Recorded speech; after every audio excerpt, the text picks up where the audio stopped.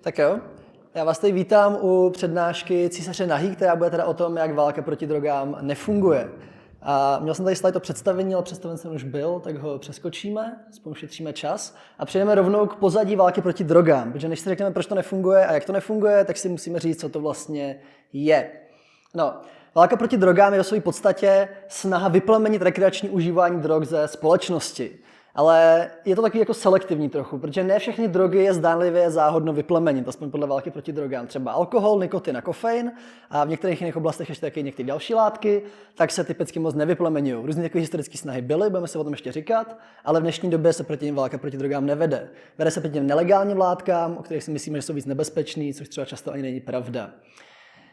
Proč se vlastně proti drogám válčí? To může mít víc důvodů, často se vzájemně prolínají a vlastně různý ty skupiny, které jsou pro válku proti drogám, tak můžou mít buď všechny z těch důvodů nebo jenom nějaký z nich.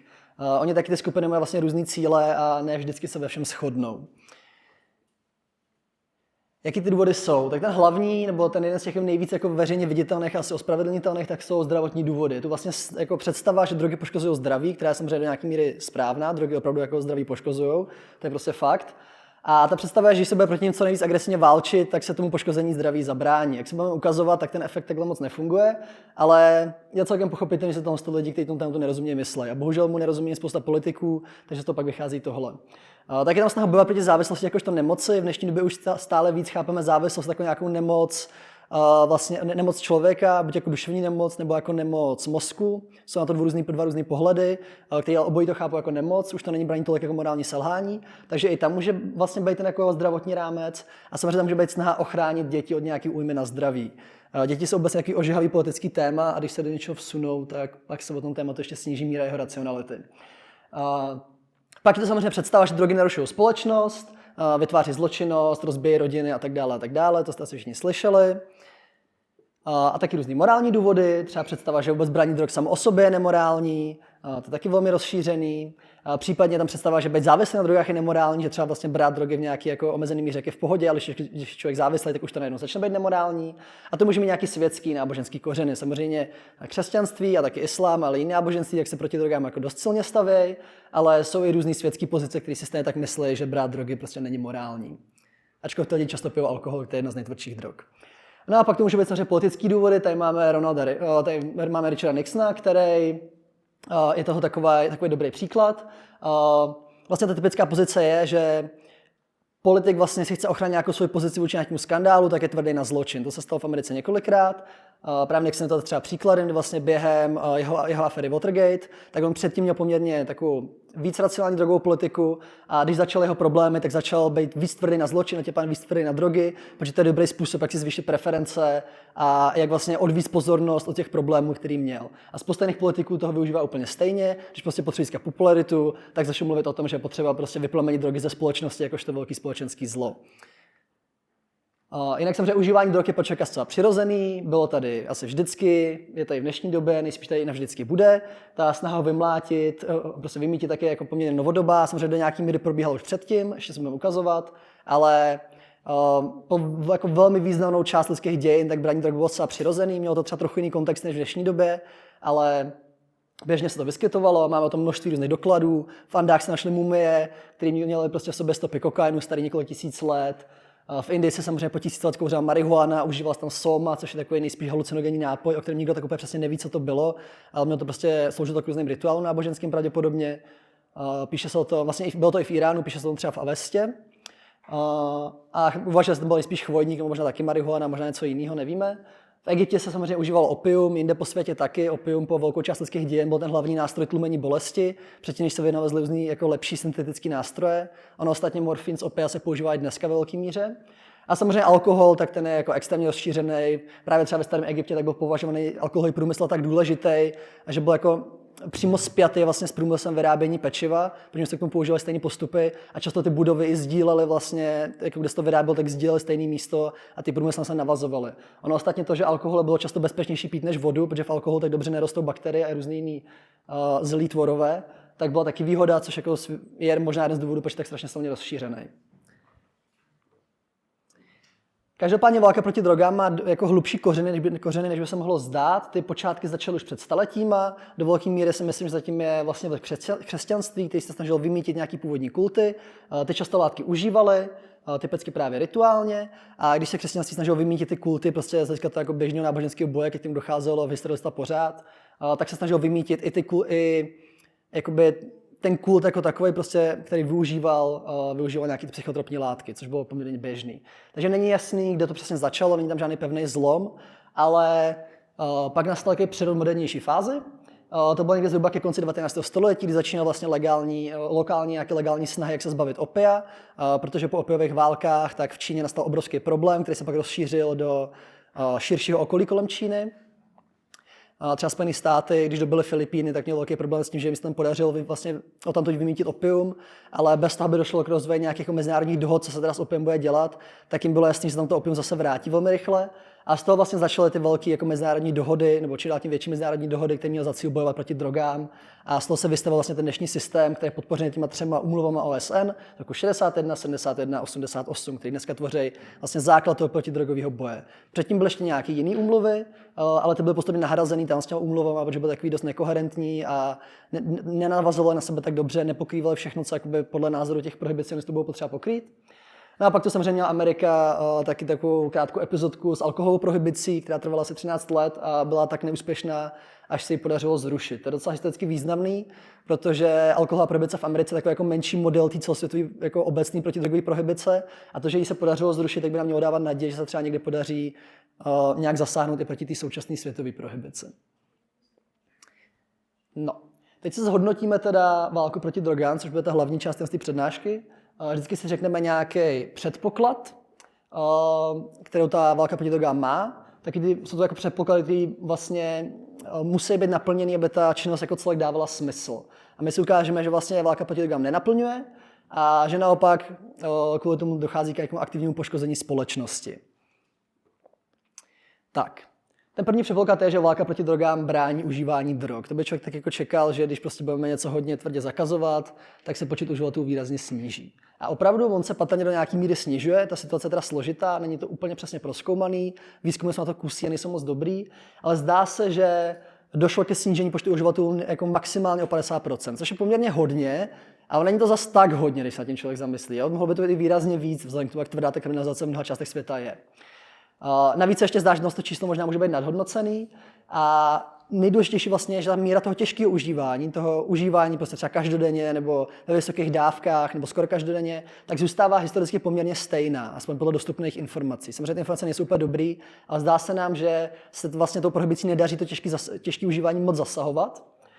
Což je problém, protože to těžké užívání je to, z čeho reálně vychází ty drogové problémy, co způsobuje velkou část nějakého ublížení drogama a velkou část dalších negativních externalit užívání drog. Takže pokud se nám nedaří snížit množství těžkého užívání, tak vlastně selháváme ve snižování toho typu užívání, který je nejvíc potřeba snižovat, pokud je nějaký potřeba snižovat. A máme tady nějaký příklady vlastně další k tomu. Když se zlegalizoval kanabis v několika různých státech světa, tak je třeba v částech Ameriky, tak typicky nedošlo k nějakému velkému nárůstu uživatelů. Byl to nárůst o pár procent, nějaký tam někdy byly, ale nebylo to nic dramatického. Což by člověk čekal, že pokud by teda kriminalizace nějak jako výrazně omezovala počet uživatelů, tak by prostě došlo k masivnímu nárůstu. To se nestalo. Podobně teďka, jak se u nás ne, jak se v Česku, protože teď jsem na Slovensku, tak v Česku, když se ozývají hlasy, že by se zlegalizoval kanabis, že by došlo k obrovskému nárůstu uživatelů, tak ve skutečnosti počet uživatelů kanabisu v Česku kulminoval už někde před pár lety a vůbec se nepředpokládá, že by došlo k nějakému významnému nárůstu. A podobně je to jako v mnoha dalších částech světa. Taky víme, že tvrdší tresty za drogy nevedou k menší míře užívání, oni obecně tvrdší tresty nevedou k menší míře zločinnosti jako obecně, to je takový kriminologický fakt. A možná je to dokonce aspekt, že když se drogy kriminalizují, tak to zvyšuje jejich lákavost pro některý druh lidí. Protože jak má něco tabu, tak pokud chce člověk provádět rebelii proti společnosti, což samozřejmě spousta mladých lidí chce provádět a asi jsem se jako fázi taky někdy v životě prošel, myslím si, že spousta lidí tady někdy něco do nějaké míry podobného zažila, tak součástí rebele samozřejmě může být užívání drog, protože to je něco, co společnost jako se jí to hnusí a prostě strká to na svůj okraj. A když se člověk chce proti společnosti vymezit, tak samozřejmě užívání drog je jeden ze způsobů, jak to lidi dělají.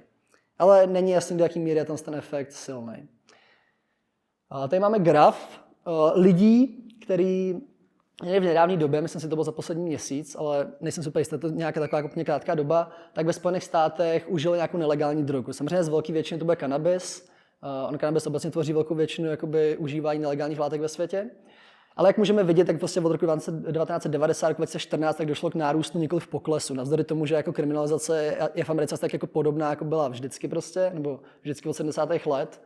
A pokud by válka proti drogám byla úspěšná, tak by člověk čekal, že za těch jako tady 25 let na tom grafu, no 24 let na tom grafu, tak dojde k nějakému poklesu, ale opak je pravdou, takže asi tak úspěšná je v tomhle.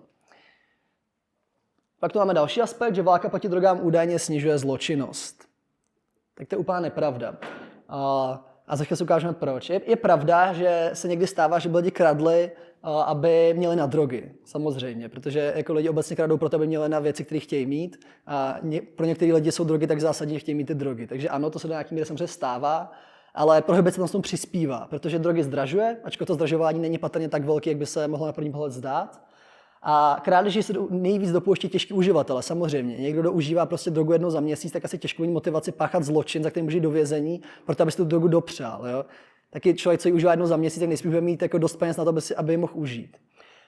A jak víme, jak jsme si říkali, tak kriminalizace nesnižuje míru těžkého užívání, takže vlastně nezasahuje to jádro těch lidí, co nejvíc má tendenci páchat tak jako zločin tam z toho druhu.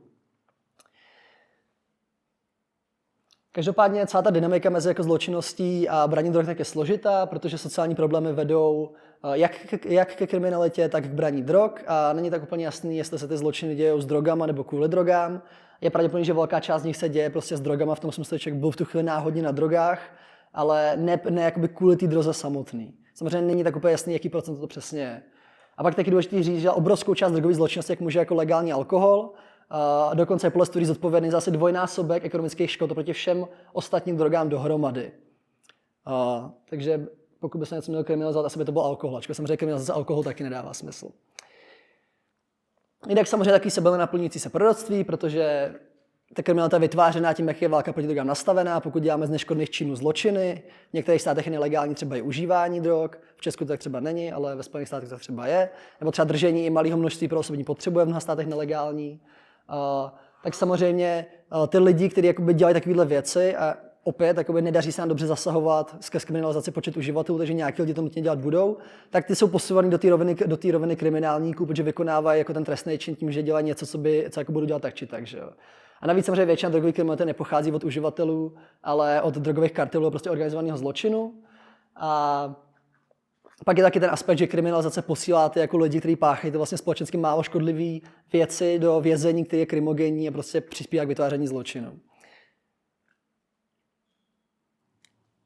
Tím vlastně se pojí taky takový jako menší tvrzení, takže válka proti drogám potlačuje organizovaný zločin. Tak to taky vůbec není pravda. To je možná taková ta nejvíc jasná nepravda v celé té přednášce, protože ho ve skutečnosti naopak vytváří. A vytváří ho takovou jako dynamikou, kdy pokud tvrdě kriminalizujete nějakou činnost, což samozřejmě prodávání drog a pašování drog je víc kriminalizovaný než užívání drog ve většině států světa, tak vytváří takový evoluční prostředí, kde je docela velký selekční tlak. A ten selekční tlak vede k tomu, že se formují větší organizace, které mají větší schopnost se bránit proti těm nějakým zákonným složkám. Protože když jsem prostě jeden malý dealer a přijde na mě policie, tak s tím jako nic neudělám, že jo? Nejsem schopný s ním bránit, tak si mě prostě odvedou a zavřou mě, nebo něco se mnou udělají. Zatímco, když budu kartel, tak mám prostě větší organizační schopnost se nějak bránit. Pokud jsem kartel v Mexiku, prostě v Kolumbii, tak můžu být jako schopný se bránit do takové míry, že se mnou vláda třeba jako mít problémy něco udělat. Takže války proti kartelům prostě v Latinské Americe tak se vedou už desítky let a moc úspěšný nejsou. Samozřejmě jako dochází k zatýkání těch vůdců, ale kartel se tam objevují pořád znovu další a další. Je tam důležitý aspekt, že když jsem nějaká kriminální organizace, tak mám menší vlastně riziko užívání násilí než jednotlivec nebo malá organizace, protože když mě zastřelí jako pár lidí, tak vlastně pokud jsem ten velký kartel, tak to pro ně moc neznamená. Zatímco když jsem jednotlivec, tak mě zastřelil, už to jako trestnou činnost nebudu schopný dál páchat. A taky to vlastně vede k tomu, že jak je tam ta dynamika toho boje proti těm drogám a vlastně agresivní, často militarizovaná právě třeba v Latinské Americe, tak se jako lidi dobře rozmysleli, jestli chtějí na ten trh vstoupit nebo ne, protože už tam jako hrozí, že mě třeba přijde ty jako zákonní složky zastřeleje, takže když jsem už prostě jako člen toho kartelu, který má větší tendenci mě ochránit prostě a opět se mi snížou ty rizika. Zároveň taky, když se kartel agresivně potlačují, tak to dělá nebezpečnějšíma. Jednak tím, že ty kartely mají samozřejmě tendence se bránit tomu potlačování, takže se pak vyzbrojou, takže to vede k takovému jako většinému závodu ve zbrojení, kdy ty kartely si získávají čím dál lepší a lepší zbraně, takže to vede k tomu, že policie má jako potřebu získávat si lepší a lepší zbraně, aby se mohla bránit těm kartelům, až to jako vede k taky militarizaci policie těch kartelů, kdy vlastně v některých případech prostě má jako obrněný vozidla a tím proti sobě bojujou. Plus taky, když se ty kartely jako agresivně potlačují, tak dochází k jejich destabilizaci, oni se můžou lámat na víc organizací, bojovat mezi sebou, což samozřejmě pak má nějaký civilní oběti prostě, vytváří to obrovskou míru zbytečného utrpení a tak. Plus je to ten násobící efekt, že samozřejmě kartely jakoby typicky nedělají jenom jeden typ trestné činnosti a když prostě prodávají drogy, tak mají pak peníze na to, aby páchali nějaký další typ trestné činnosti. Ve skutečnosti něco jako 1/4 až 1/3 celkového objemu mezinárodního organizovaného zločinu jsou právě drogy. Je to druhá největší položka hnedka po falšování peněz. A ty kartely prostě využívají ty peníze k tomu, aby mohly páchat další trestnou činnost. Ať už to třeba nelegální těžba, což je překvapivě velká věc pro spoustu drogových kartelů, ale taky právě třeba falšování peněz, obchod se zbraněma. Ono, když jste jako militarizovaný kartel, tak ten obchod se zbraněma je taková jako přirozená další věc, co dělat. A je tam taky důležité říct, že vlastně legální organizace má jenom malou motivaci páchat nějaký nefinanční zločin. Samozřejmě asi všechny korporace páchají nějaký finanční zločin, ale typicky jako nebo nestalo se prostě, já nevím, že by Pfizer prostě přišel k Merku a vystřelil mojeho vedení, protože se mu nelíbí, že Merck přived na trh nějaký nový léčivo, který prostě má schopnost kompetovat s tím léčivem od Pfizeru. To se neděje samozřejmě. U drogových kartel se to děje poměrně běžně, protože je tam snížená ta hranice pro to páchání nějaký jako násilný trestné činnosti. Zatímco prostě jste ta jakoby legálně fungující organizace, tak se jako tak finanční zločin je jednoduchý skrýt. Když někomu vystřílíte vedení prostě firmy, tak to jednoduchý skrýt není, takže to jako nedělají. A pak teda předpokládám, že taky vedení Pfizeru má asi větší morální zábrany než vedení prostě medicínského kartelu.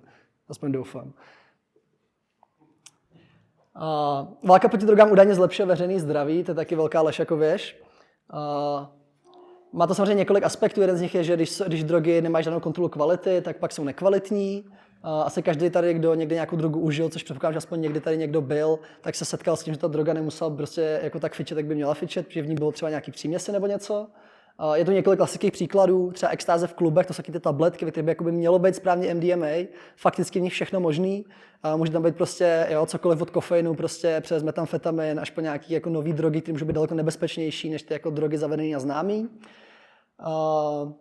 Taky tam třeba můžou být vysoké dávky, to je ve skutečnosti v dnešní době větší riziko než to, že by tam byla nějaká záměna, protože nizozemský výrobci tak mezi sebou mají taky prostě penisoklání, kdy se snaží jako každý to nacpat co největší dávku, takže někdy tam jsou třeba trojnásobné dávky oproti tomu, jakoby je ta běžná bezpečná dávka, čím se pak jakoby dá i umřít v některých případech, protože lidi často užívají víc tabletek zároveň.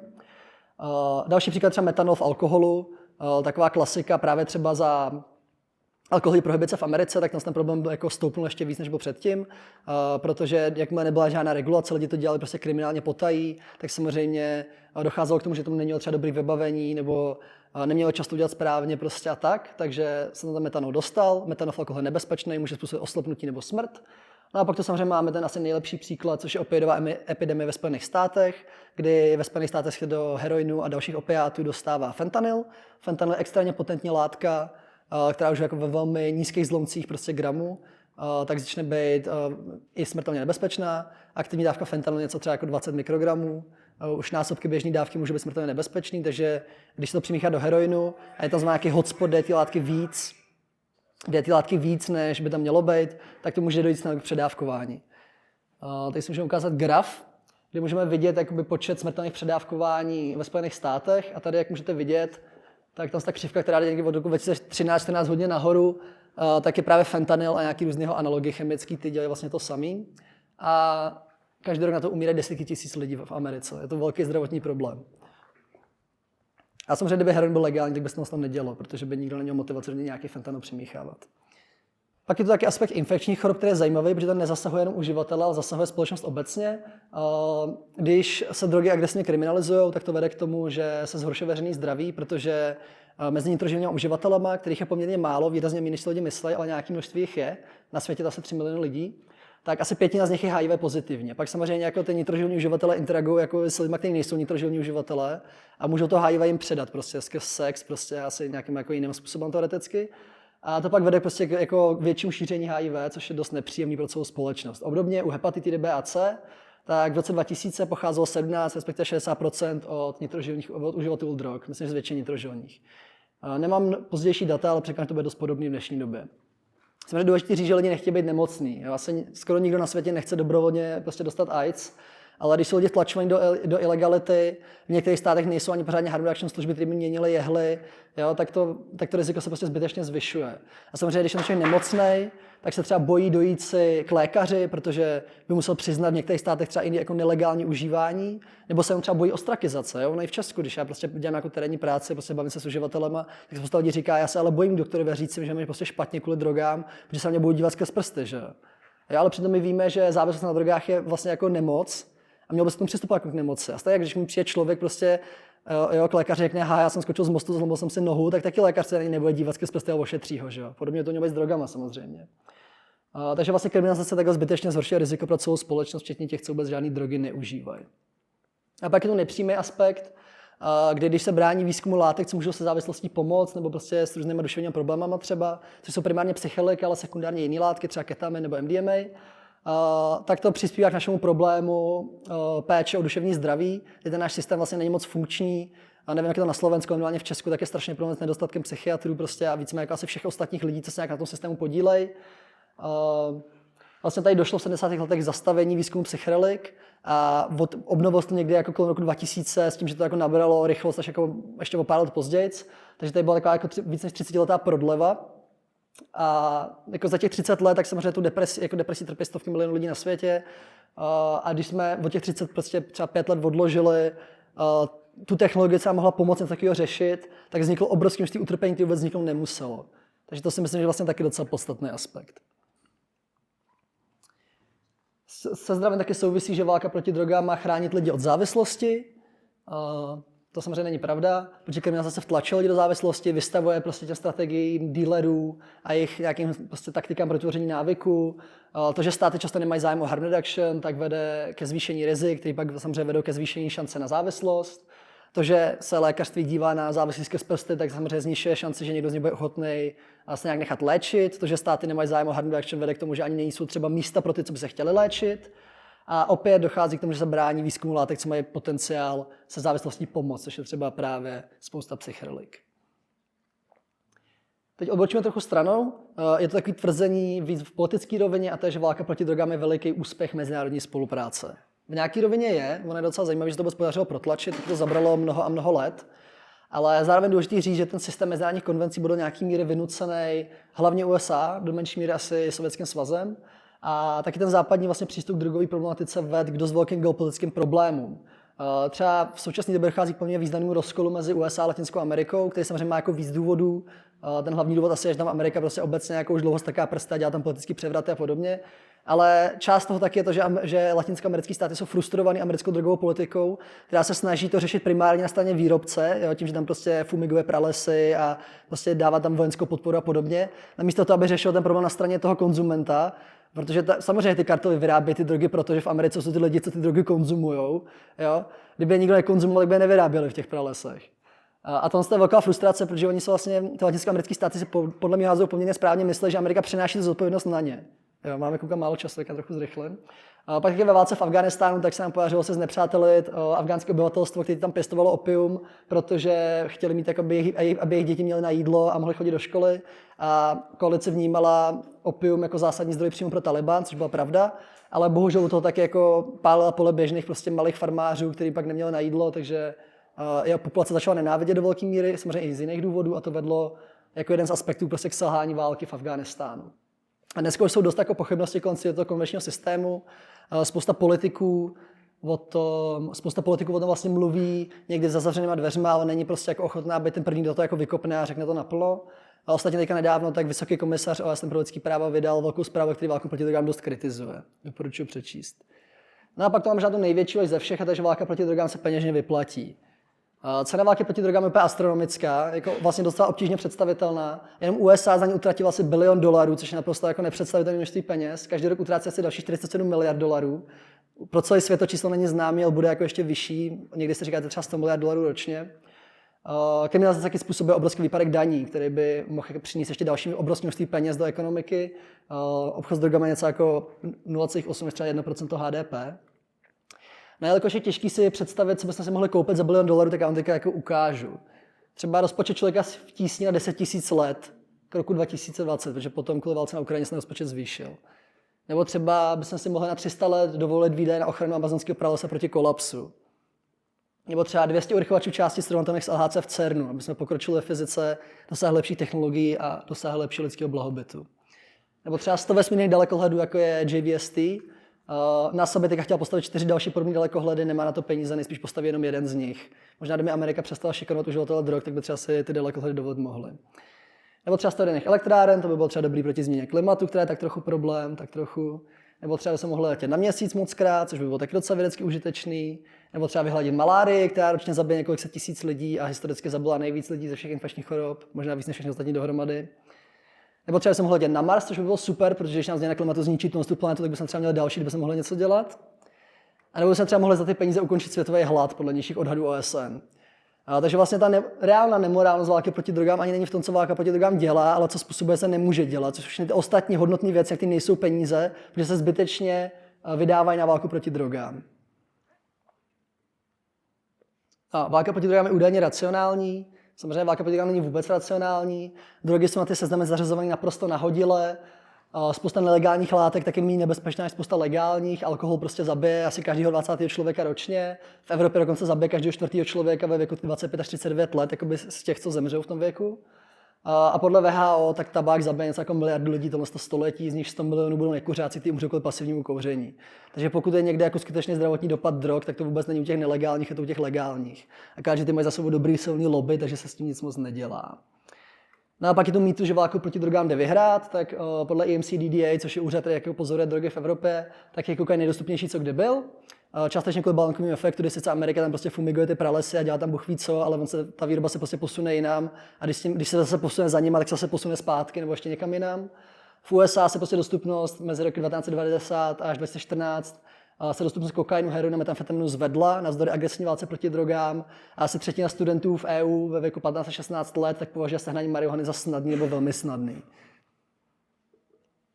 Ostatně válka proti drogám nefunguje ani v Číně, což je jedna z nejtvrdších diktatur na světě, nefunguje ani v Severní Koreji a nefunguje ani nikde jinde.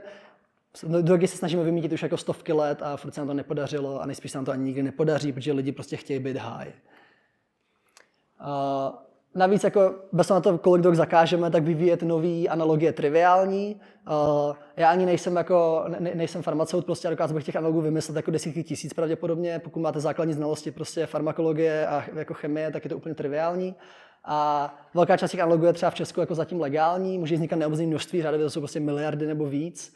A i sofistikovaný blanket ban, kde se zakazují ty vlastně chemické skupiny, tak jde celkem snadno obejít. Jak ukazuje třeba Německo, který se snaží už mnoho let zakázat analogie LSD a furt se mu to ještě nepovedlo a nikdy se mu to ani nepovede.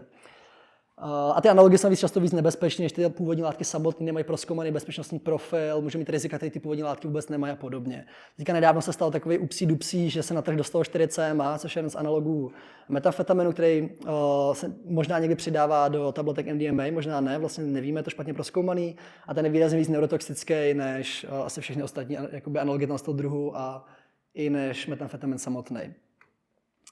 Jaký má dopady válka proti drogám? To má samozřejmě taky mnoho aspektů.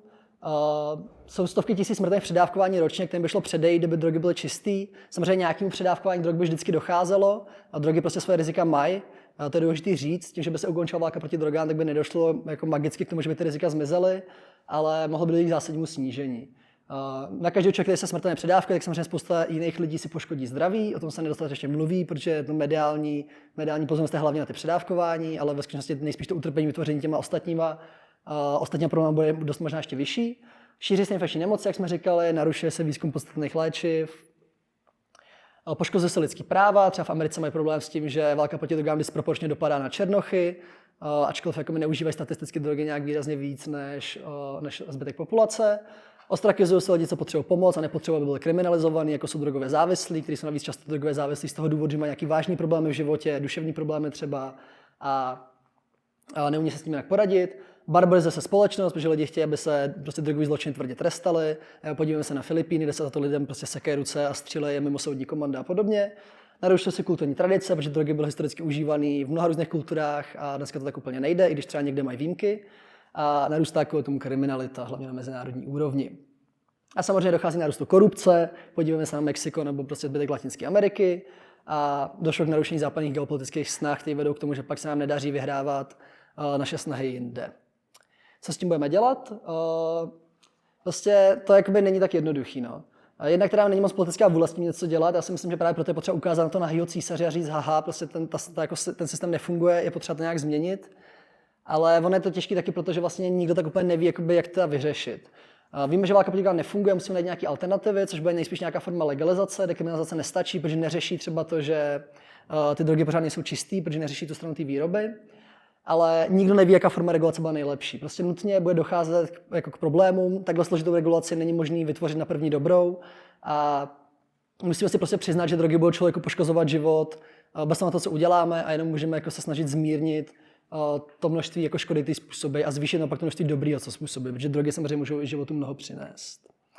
Tady má takovou křivku toho, jak jakoby dělat legislativu kolem drog. Když je to prostě moc tvrdá prohibice, dochází k příliš velkému množství problémů, když je to moc jako laissez-faire, tak to taky dochází k příliš velkému množství problémů. Musíme prostě najít nějakou míru zodpovědné regulace, která bude někde uprostřed. Jak to přesně bude vypadat, ale nikdo neví. A tak. No a to jsem prostě už říkal, je prostě nutné opustit představu, že bude nějaký svět bez drog a zároveň nutné opustit představu drog bez rizik. Prostě lidi budou drogy užívat navždycky a drogy budou navždycky prostě lidem ubližovat. A jde jenom o to lidi naučit, jak to dělat víc bezpečně a přímo takovou legislativu, která bude co nejvíc umožňovat bezpečnější užívání, namísto toho, aby vytvářela nebezpečné užívání. A to je za mě všechno. Takže pokud máte někdo nějaké dotazy, tak jsem s nima. A jinak si můžete tady oskenovat QR kódy na Czech Substance a na Českou psychologickou společnost. A já vám děkuju.